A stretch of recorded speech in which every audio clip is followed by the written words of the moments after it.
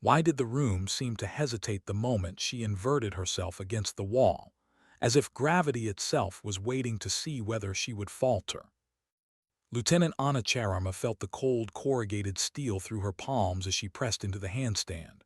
Upside down, the world simplified. Gray concrete, black floor mats, the distant hum of generators bleeding through the walls. Blood settled behind her eyes in a dull, rhythmic pulse, steady and familiar. She welcomed it. Discomfort sharpened her focus. It stripped away noise. Slow descent, 4 seconds, no rush, no shortcuts. Her boots, laced tight and dust-stained from the range, rested lightly against the wall. Her body formed a rigid line, wrists stacked under shoulders, core engaged, breath controlled. In on the way down, out on the way up. Each repetition was deliberate, exacting, not for strength, for certainty. This was how she centered herself, not with words, not with prayer, with control. She was on her 24th repetition when the door slammed open. The sound cut through the quiet like a dropped weapon. Heavy boots followed, too many. Loud, confident, accompanied by laughter that carried a practiced ease, the kind that assumed the space already belonged to them. Anna did not look. "Well, look at this." The voice was unmistakable, thick with amusement, tuned for an audience. She recognized it instantly. Captain Declan Thorne, United States Marine Corps Force Reconnaissance. He had a reputation that arrived before he did. Decorated, aggressive, charismatic in the way men often were when no one questioned them. His stories always seemed to center on himself. His successes rarely included names of others. Upside down, Anna saw only boots and shadows in her periphery. She kept moving. "The Navy's new science project," Thorne continued, stepping closer. "Didn't know yoga was part of the syllabus now." Laughter bloomed behind him, predictable, loyal, safe. Anna lowered herself until the crown of her head hovered an inch above the floor. Held. 1 second. Felt the burn deepen in her shoulders, sharp and clarifying.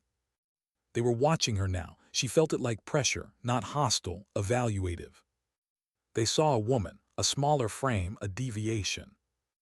They did not see the years of relentless monotony, the cold mornings, the silent failures, the instructors who waited for her to quit, the tests designed to expose weakness and found none. They did not see the candidate who finished first in land navigation, the one who could break down and rebuild 7 weapon systems blindfolded, the one whose peer reviews noted an unsettling calm under stress. Exhale, press. Her arms locked out cleanly. She held the handstand for 3 more breaths. Let the blood begin its slow retreat. Let the burn settle into warmth. Only then did she scissor her legs down and land lightly on the concrete, the sound barely more than a whisper. She turned. Captain Thorne stood with his arms crossed, smirk firmly in place. Broad shoulders, thick neck, a man shaped by confidence and reinforced by it. 2 corporals flanked him, mirroring his posture like reflections. "Finished with your stretching, Lieutenant?" he asked. "Wouldn't want you pulling something.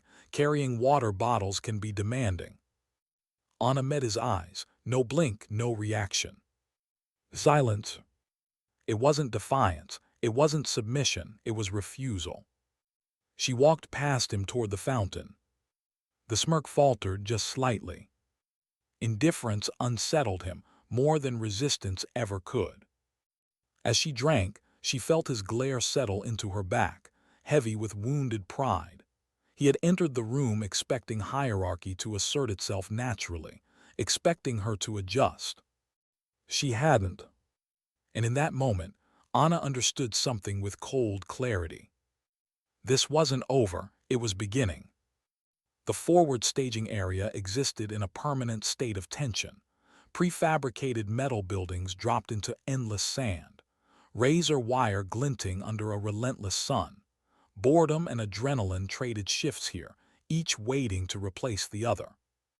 It housed an experimental unit, officially the Expeditionary Analysis Group, unofficially the Misfits, a collection of specialists pulled from different branches, assembled to test a new doctrine of integrated operations.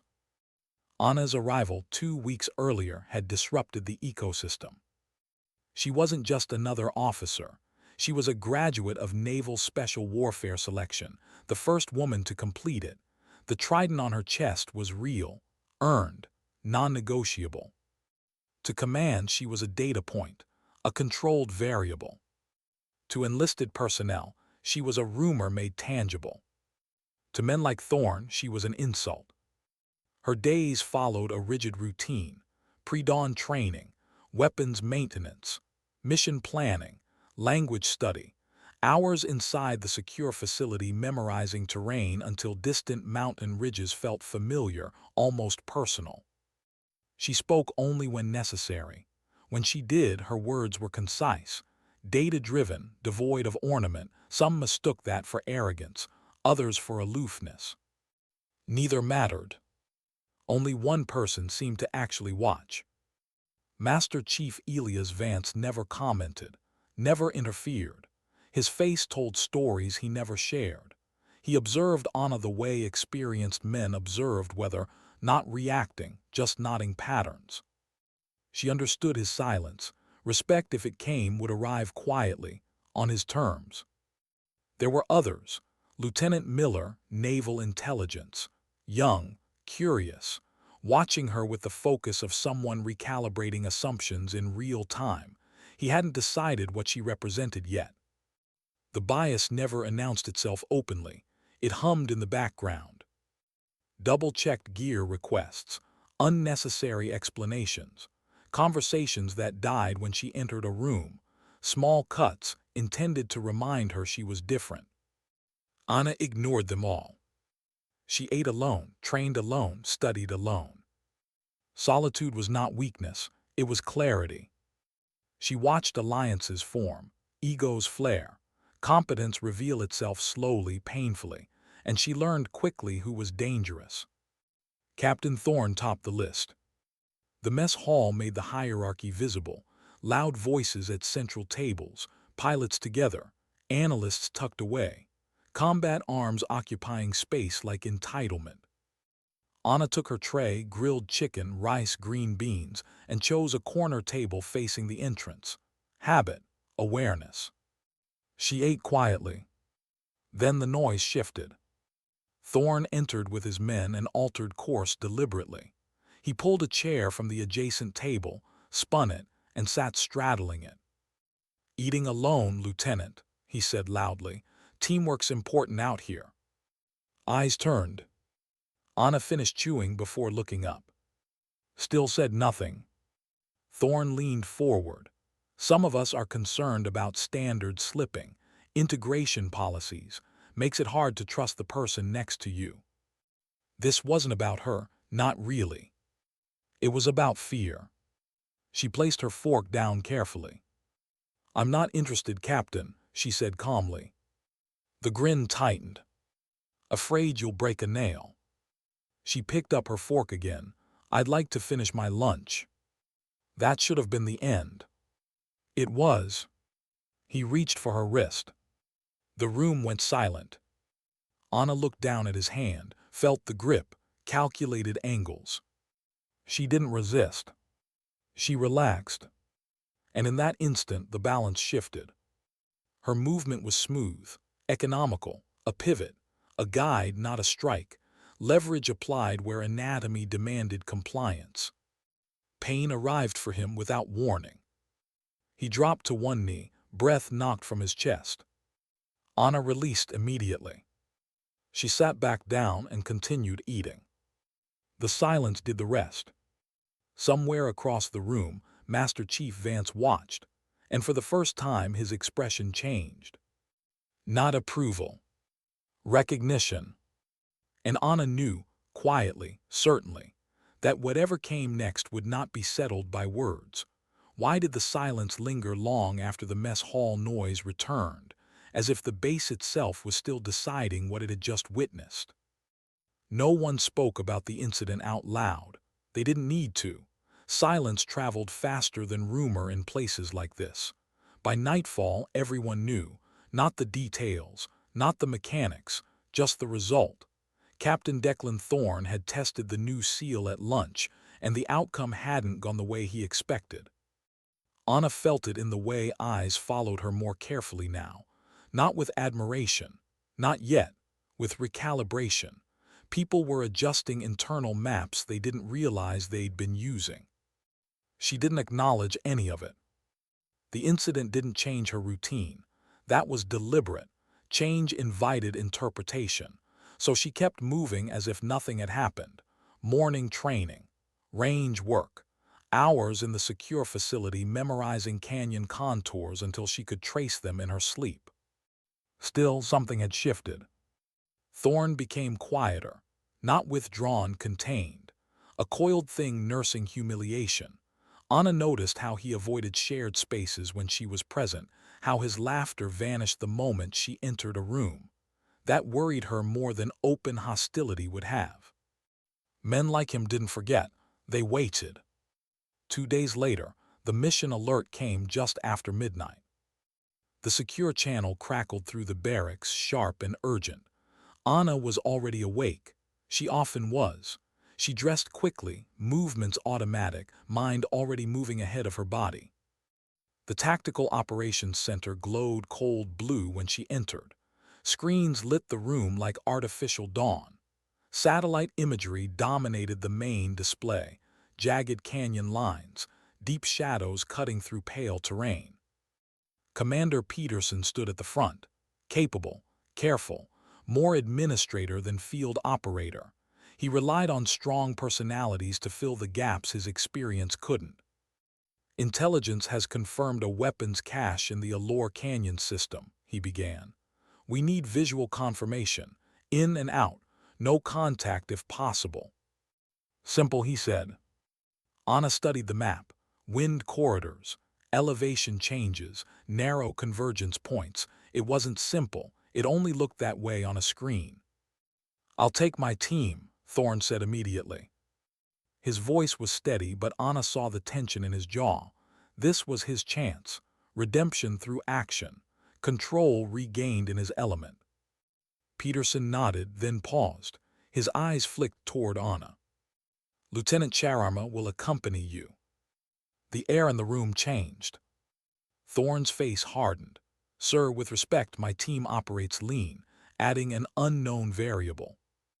She's not unknown, Peterson said. She's qualified, and her technical surveillance expertise is critical. Thorne said nothing, but the look he gave Anna promised friction. As they geared up, Anna felt a cold knot settle in her chest. Not fear, awareness. She was being placed under the command of a man with personal reasons to see her fail.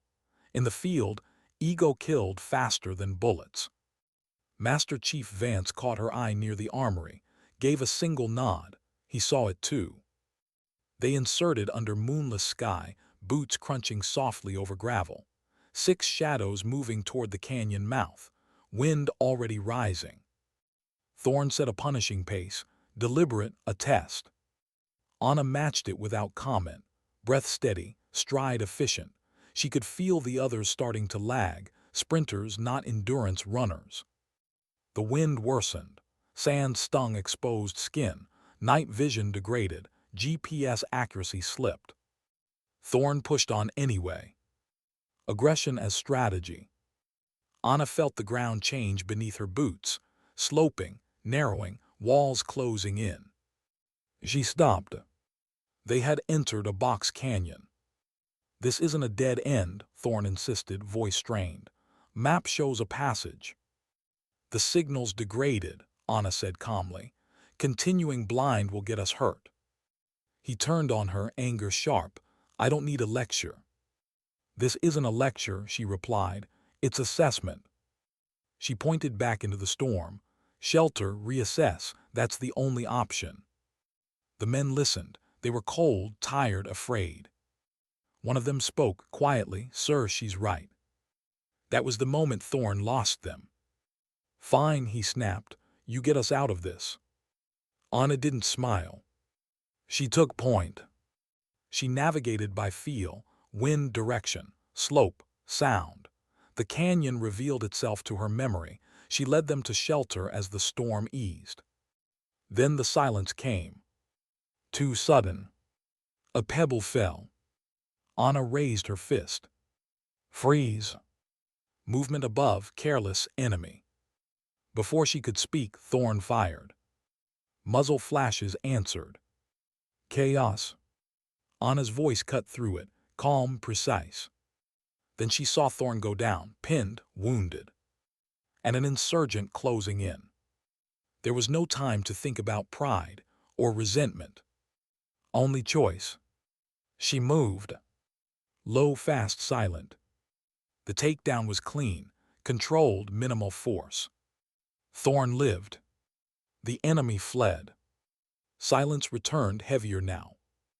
Anna stood breathing steadily, pistol trained, heart pounding, not with adrenaline but with the weight of what had just happened. She had saved the man who tried to break her. Later in the debriefing room, the truth unfolded piece by piece. Calm testimony. No drama, just facts. Thorn said nothing. When Peterson relieved him of command, the room felt smaller. Anna felt no triumph. Only resolve. She cleaned her rifle that night in silence. Master Chief Vance stopped beside her. You did good work, he said. That was enough. Because strength, she understood now, wasn't about being loud. It was about being necessary when everything else failed. Why did the canyon feel heavier after the gunfire stopped, as if the silence itself was waiting to pass judgment? Anna noticed it first in her breathing. Not the speed, she had that under control, but the weight behind each inhale. The kind that came after decisions that couldn't be undone. The insurgent lay incapacitated a few meters away, groaning softly, his weapon out of reach. Captain Thorn was alive, propped against rock, blood darkening the fabric at his thigh. The team held their positions, weapons trained upward, fingers steady, eyes searching shadows that no longer moved. No one spoke. They didn't need to. Anna kept her pistol trained until the last echo of movement faded into the canyon walls. Only then did she lower it, slowly, deliberately, signaling the end of immediate danger. Her hands didn't shake. Her voice, when she spoke, was calm. Check ammo, check each other. They obeyed without hesitation. That, more than anything else, unsettled her. Just hours ago, these men had followed Thorn without question. Now they looked to her instinctively, as if the decision had been made somewhere below conscious thought. She hadn't taken authority. She had been handed it by circumstance, by competence, by the quiet arithmetic of survival. Thorn sat slumped, jaw clenched, eyes fixed on the ground. Pain had stripped the last traces of bravado from his posture. He didn't look at her, not yet. Anna knelt briefly beside him, efficient, professional. She checked the wound, applied pressure, secured the dressing. Her movements were careful, not gentle. There was no room for tenderness in the field, only effectiveness. You're going to walk, she said evenly, but not fast. He nodded once, a small motion, subdued. The extraction was slow, methodical. The storm had passed, but the canyon still felt hostile, as if it resented being navigated correctly. Anna set the pace. Not punishing, sustainable. She adjusted routes to minimize elevation loss, choosing stability over speed. No one questioned her. By the time the helicopter rotors cut through the morning air, exhaustion had settled into her bones. The kind that went deeper than muscle. The kind that followed restraint under pressure. Back at base, medics took Thorn away. The rest of the team stood in a loose cluster, dust-caked, hollow-eyed. Someone clapped her shoulder once awkwardly, then stepped back as if unsure whether the gesture was permitted. Anna didn't linger. She showered, changed, logged her after-action notes with precise language stripped of opinion. Facts only. She did not embellish, she did not soften. Still, the weight stayed with her. The debriefing room felt colder than usual. Polished table, neutral walls, controlled lighting. Commander Peterson sat at the head, fingers steepled. Master Chief Vance stood at the back, silent as ever. Anna took her seat.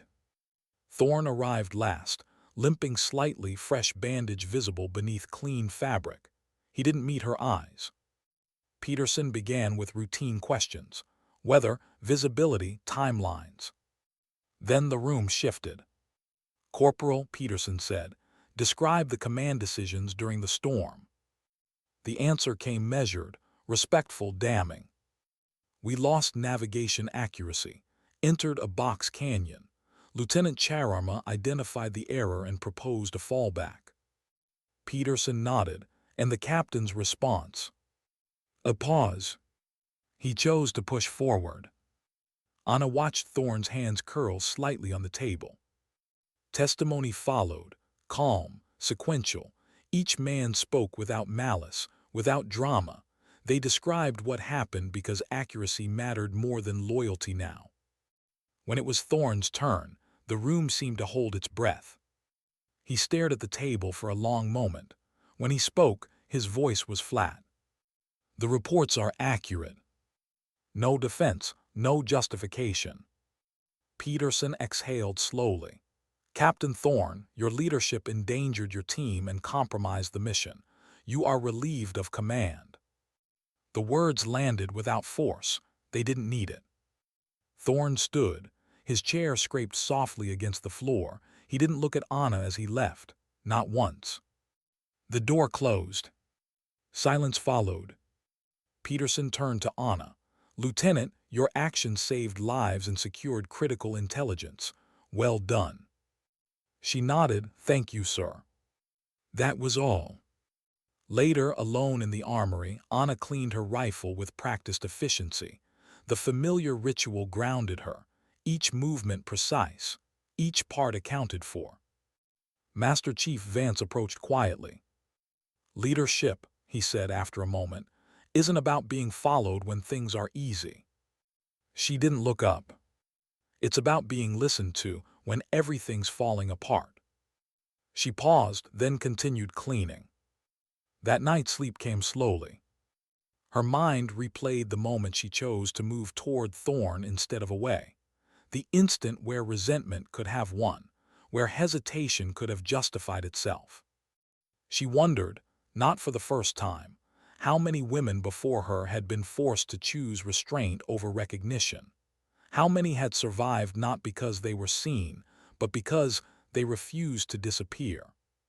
Morning arrived quietly. In the gym, Anna returned to the wall, hands planted, breath steady. Upside down again, she pressed into motion. The base moved around her, subtly altered.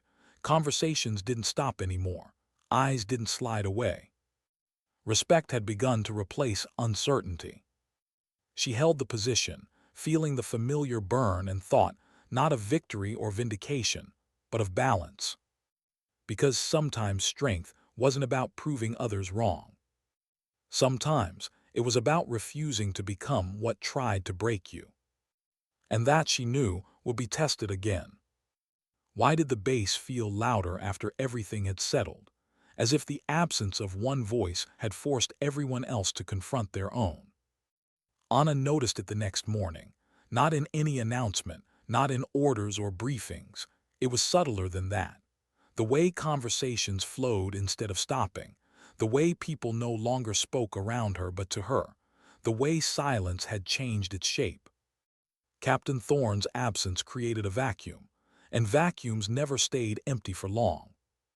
The Expeditionary Analysis Group returned to routine quickly, almost too quickly. Missions didn't pause for internal reckonings. Intelligence still flowed. Threats still moved across borders and into shadows. Paperwork replaced gunfire. Data replaced adrenaline. For most, it was a relief. For Anna, it was dangerous. Routine was where doubt crept in. She sat alone in the secure facility, screens glowing softly, canyon imagery replaced by urban grids and signal overlays. Her fingers hovered over the keyboard, motionless. She had been staring at the same feed for several minutes without truly seeing it. The question she hadn't allowed herself to ask finally surfaced. Did she do the right thing for the right reasons? Saving Thorne had been instinctive, tactical, necessary, but the emotional residue lingered, not pride, not anger, something quieter, heavier. She had spent years preparing to prove she belonged. She had not prepared for what came after being proven right. A knock interrupted her thoughts. Lieutenant Miller stood at the doorway, uncertain, as if testing an invisible boundary. Master Chief wants everyone in brief too. Everyone. That word mattered. The briefing room was fuller than usual. Analysts, operators, communications specialists, integrated the way doctrine always promised and rarely delivered. Master Chief Vance stood at the front this time, not Peterson. That alone drew attention. "We've got a developing situation," Vance said. "No preamble, no theatrics. Time sensitive." He brought up satellite imagery, an industrial complex on the edge of a dense civilian zone, multiple heat signatures, irregular patterns, something hidden inside something ordinary. Anna leaned forward. Signals intelligence suggested a mobile command cell, not large, not flashy, the kind that moved quietly and caused disproportionate damage. "We can't hit it hard," Vance continued. "Too many noncombatants. We need eyes, confirmation, precision." The room shifted. This was not brute force work. This was patience. Vance's gaze found Anna, held. "Lieutenant Chararma will advise." No objections, no murmurs. That was new. The mission planning stretched long into the night. Anna worked alongside people who, weeks ago, wouldn't have trusted her calculations. Now they deferred without question. She felt the weight of that trust settle uncomfortably on her shoulders. Trust could be lost faster than respect. The insertion team was smaller this time, mixed specialties, no dominant personality, no single voice trying to fill the air. Anna moved through the city under cover of darkness, senses tuned sharp. Urban terrain demanded a different discipline, less visibility, more noise, more variables. They took positions overlooking the compound. Hours passed. Stillness tested patience. This was where mistakes were born. She monitored patterns, guard rotations, vehicle timing, micro-behaviors that revealed stress, hierarchy, intent. She whispered adjustments through the comms, her voice calm, almost soft. The team responded like a single organism. Then something changed. A child wandered too close to the perimeter fence. Anna's chest tightened. The guard hesitated, shifted his rifle, looked away from protocol. "That's our window," someone whispered. Anna shook her head. Not yet. Seconds mattered, so did consequences. The child moved on, the guard relaxed, routine resumed. Only then did Anna speak. Now. They captured visual confirmation without being seen. No shots fired. No alarms raised. They melted away into the city before anyone knew they'd been there. Back at base, the intelligence analysts erupted with quiet excitement. The confirmation allowed a surgical operation days later, one that removed the cell without collateral damage. No one would ever know how close it had come to going wrong. Anna sat alone afterward, the adrenaline draining, replaced by a familiar hollow. She stared at her hands, steady now, and felt something unexpected. Fear. Not of failure. Of becoming indispensable. Indispensable people were relied upon, leaned on, pushed harder. Broken quietly. She thought of Thorne again, of how the system had once rewarded his noise, of how quickly it had discarded him when the noise became a liability. Master Chief Vance found her later, sitting outside the barracks, watching the horizon darken. "You're carrying something," he said. She didn't deny it. "Leadership isolates," he continued, "especially when you don't seek it." She nodded slowly. "I don't want to become what replaces him." Vance studied her for a long moment. "You won't, because you question yourself. He never did." That stayed with her. Days passed, then weeks.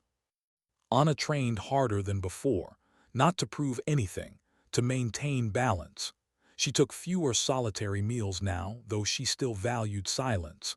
People sought her out not for validation but for clarity. She offered it sparingly. One evening, as the base settled into its restless quiet, Anna returned to the gym. The same wall, the same steel. She inverted herself, breath steady, body aligned. Upside down, the world made sense again. She thought about strength, about restraint, about the quiet decisions that never made reports. She lowered herself slowly, holding tension, refusing gravity's shortcuts. Because she understood something now that no training pipeline had ever taught her.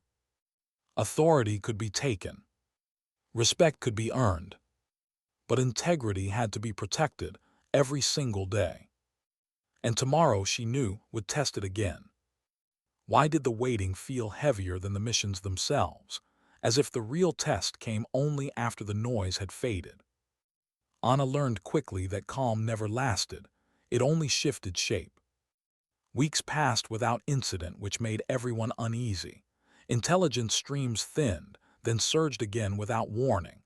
The base existed in that familiar limbo, too quiet to relax, too tense to breathe easily. People filled the space with routine, with training, with small talk that avoided the truth. Everyone was waiting for something to break. Anna felt it in her body before it showed up on any screen. Her sleep shortened, not from fear but from anticipation. She would wake before alarms, heart steady but alert, as if her instincts were packing ahead of her conscious mind. She ran longer, lifted slower, took time with maintenance, checking and rechecking gear she might not touch for weeks. Preparation was a language she trusted. One evening, as dusk bled into the horizon, Commander Peterson called her into his office. No urgency, no raised voice. That alone made her wary. He didn't ask her to sit. "Your name keeps coming up," he said, folding his hands. "Not just here." Anna waited. "There's interest from higher up," Peterson continued. "Tasking requests, advisory roles, temporary attachments." He watched her carefully, as if expecting gratitude. Instead, she felt a quiet tightening in her chest. Visibility was dangerous. "I'm not asking you to decide now," he said. "Just be aware you're on a trajectory." Trajectory, like a projectile, fired once and guided afterward. She nodded once and left. Outside, the base lights flickered on, one by one, artificial stars. She stood still for a moment, letting the air cool her skin. The thought settled uncomfortably. She was no longer invisible. That night, Master Chief Vance joined her at the range long after most had cleared out. He didn't speak at first, just watched her shoot, groupings tight, breathing controlled, no wasted movement. "You're being noticed," he said eventually. "Yes," she replied. "That worries you?" "Yes." He nodded as if that confirmed something. "Good, it should." They stood in silence again. Brass cooled on the concrete. "You know what breaks people like Thorne?" Vance asked. Anna didn't answer. "Belief that they're irreplaceable," he said. "They stop listening, stop learning, stop seeing risk." She reloaded carefully. "And what breaks people like me?" Vance met her eyes, carrying everyone else's balance.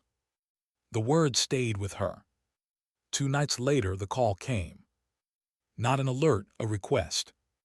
A joint task force operating off books needed an advisor for a high-risk extraction. Urban environment, compressed timeline, political sensitivity layered over operational danger. They wanted her. Anna listened to the briefing in silence. Faces on the screen, some familiar, some not, different branches, different cultures, same underlying tension. The mission had already gone sideways. An operative embedded deep had gone quiet, not compromised, not confirmed safe, just silent. Time was the enemy.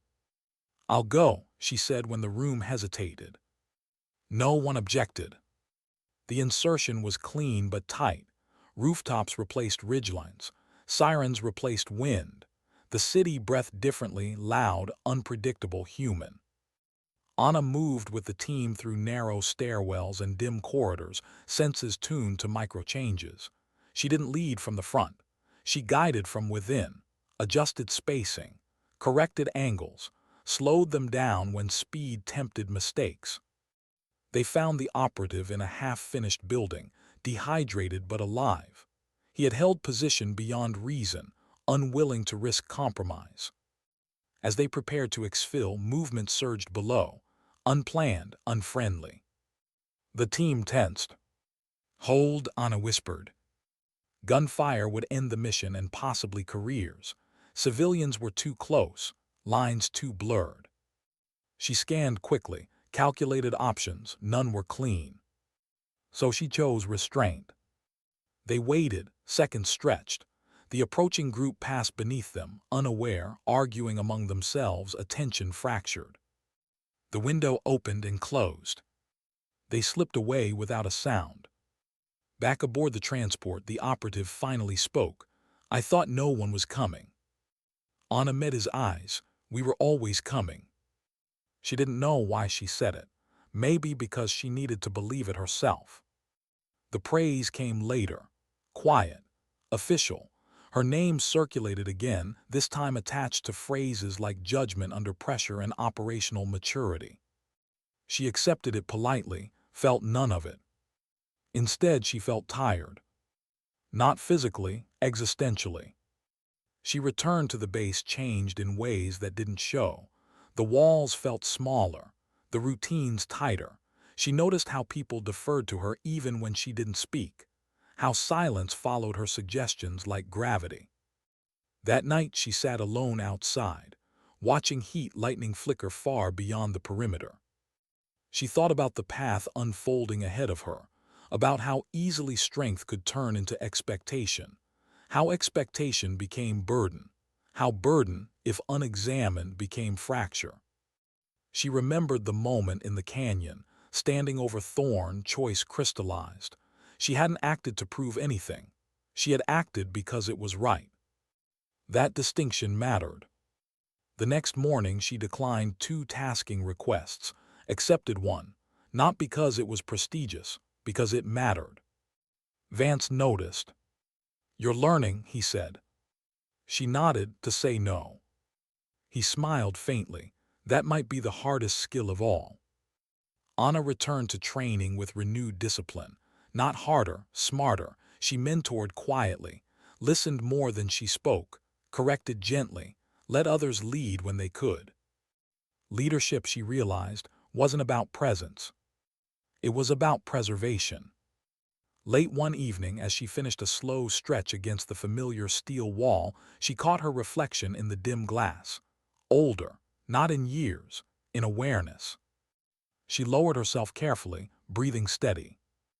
The world outside remained uncertain, dangerous, demanding. But inside, something had settled.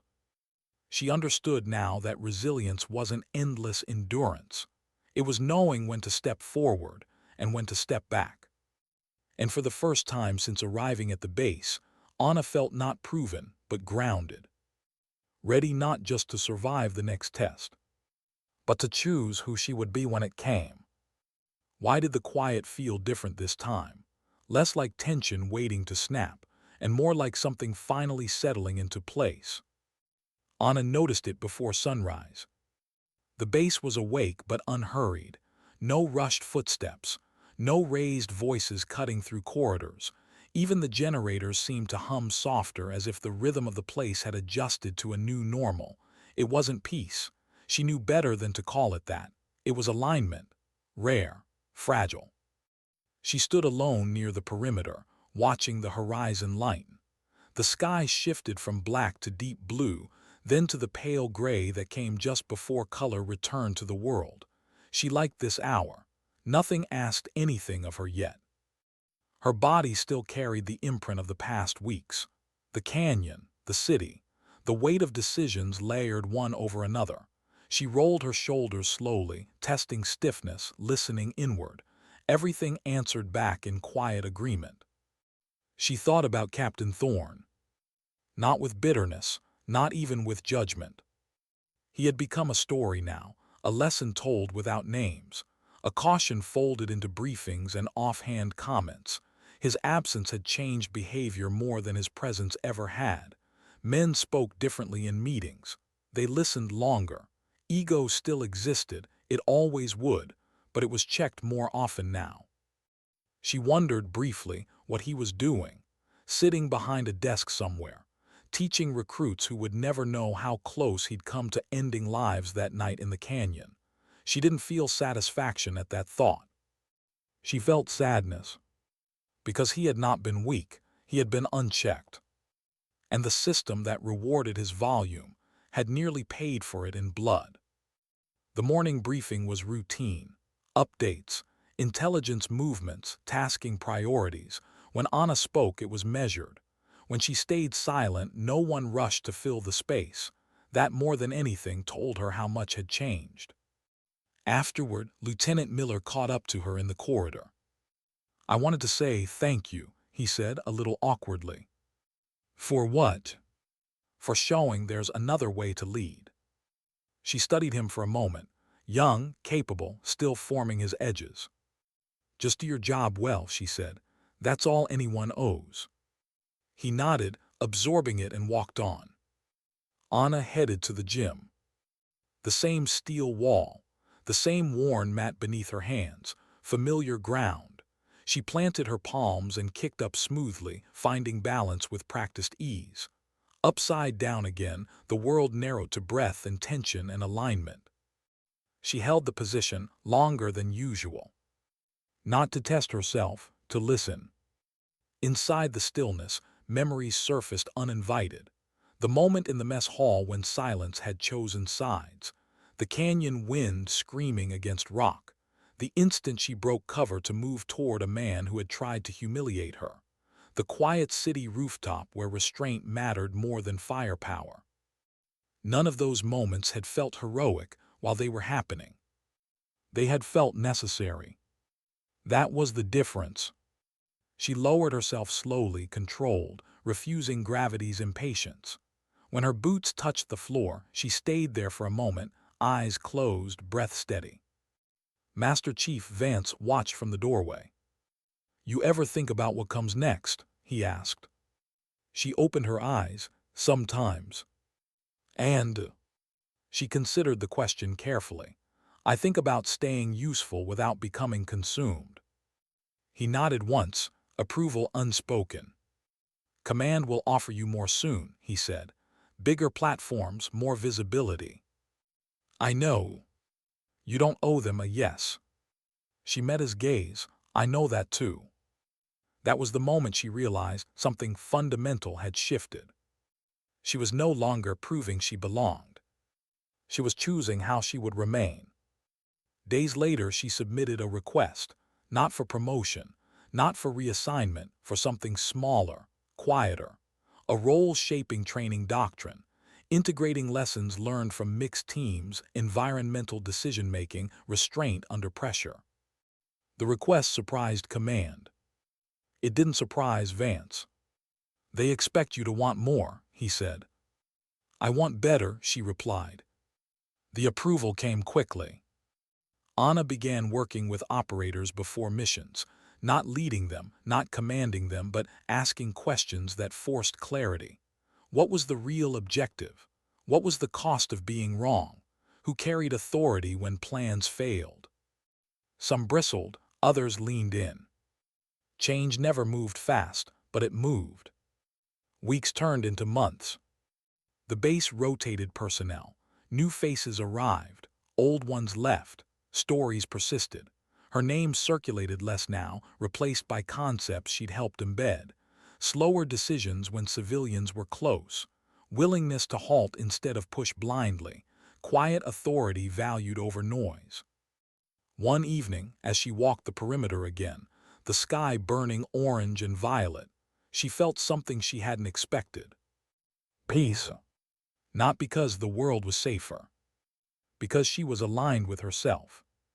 She thought back to the first day, the upside-down world, the laughter behind her, the decision not to react. That choice had set everything else in motion. She understood now that dignity didn't announce itself. It didn't demand attention. It didn't win arguments. It simply endured. Anna stopped and looked out beyond the wire, beyond the lights, beyond the base that had tested her and changed her in equal measure.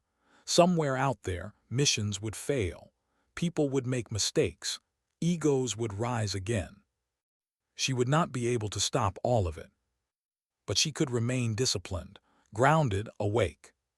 She could choose restraint when ego tempted action, precision when chaos invited force, silence when noise tried to dominate. And that, she knew, was enough. As she turned back toward the barracks, the last light of day fading behind her, a single truth settled into place, clear, unshakable, earned.